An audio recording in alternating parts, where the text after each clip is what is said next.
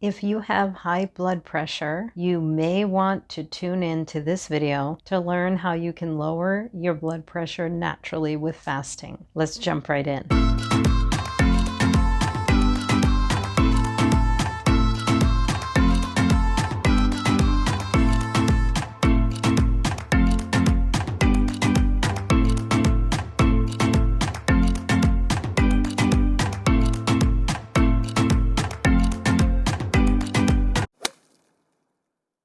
I'm always looking at the research to try to find out what is being discovered to improve and empower your health on your own. I want to talk about a Baylor College of Medicine study that was done looking at the state of the gut and hypertension or high blood pressure. This is very relevant today as more than half of Americans have high blood pressure or hypertension. It is a condition that raises your risk for heart disease, for stroke, and what this study looked at is, are digestive issues a symptom of hypertension or aren't they actually a causal factor? How do the microbes in the gut actually influence blood pressure? Taken together, this study shows that intermittent fasting can actually heal your gut and reduce your blood pressure. What the study found is that it is definitely not a side effect of having hypertension, but it is a causal factor that if your gut does not have good microbes in it, that you will struggle and you will potentially get high blood pressure from that. If you think about it this way, your gut needs to have certain flora in there, right? You've heard of people telling you to take a probiotic if you have stomach troubles, and now you can buy little 1 shots of probiotic at the health food store that are in a refrigerated section, right? Where you can also buy pills. People sometimes do that when they're struggling with digestion. The thing is, if we could just add some healthy foods back into our diet, right, then we can avoid having to take a pill or a supplement. So we're going to talk about what some of those foods might be. But the good news is that this is one of the first studies showing that having good gut microbes, first of all, is going to help you digest your food better, but it also is what signals your liver and your gallbladder to bring you the bile that you need to digest foods and fats and process all those things that we put into our body. Fasting schedules, having some type of control over what your eating window is, that I've talked about this in other videos, that even if it's just 8 hours a day that you eat and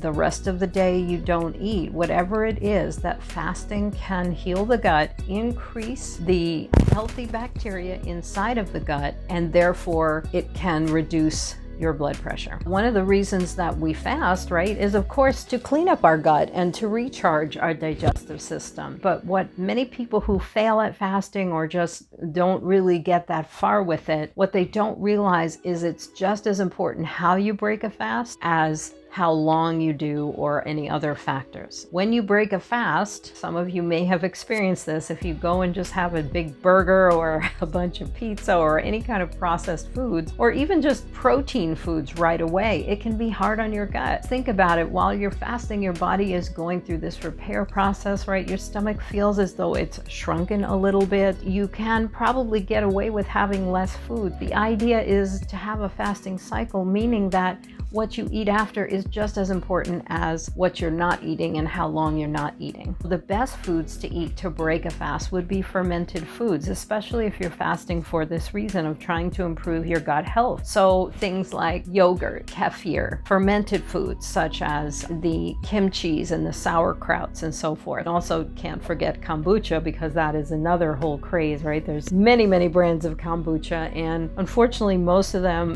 the flavors sound so good, they sound like a dessert. So you got to watch out for the high sugar. Plus they make them in those huge bottles. So make sure you're not drinking the whole bottle. It's usually 2 servings and a lot of people miss that. So look at those labels. I will definitely put links below to the ones that I have found that are lower in sugar. Kombucha might have anywhere from 5 grams to literally 30 grams of sugar. So if you're trying to do a keto diet, you definitely don't want to go over that 5 or 6 grams per day, 10 tops. Those drinks would kill it for you. There are a couple of brands I do recommend below. So the other thing with yogurt to be aware of is that most yogurt is filled with sugar. chemicals, colorings, and all of that. So you are going to need to get a natural yogurt that doesn't have all that in there. Coconut yogurt is one of the best ones, especially for those of you that are trying to avoid dairy. There are some great goat yogurts as well, other vegetable-based products as well. So look for an upcoming video on this topic, because there are other ways that you can reduce your blood pressure naturally using plant-based solutions. So I will definitely do another video on this. If you like this video or you know someone who could benefit from it, please share it. If you have tried this yourself, put in the comments what you've done and how it's worked for you. I would love to hear from you. And as always, like and subscribe to my channel. I would really appreciate that, as I'm just starting out. And hit that bell icon so that you'll get notified of any new content that we do. We try to post one new video each Sunday. Thank you so much for your time, and I look forward to seeing you again.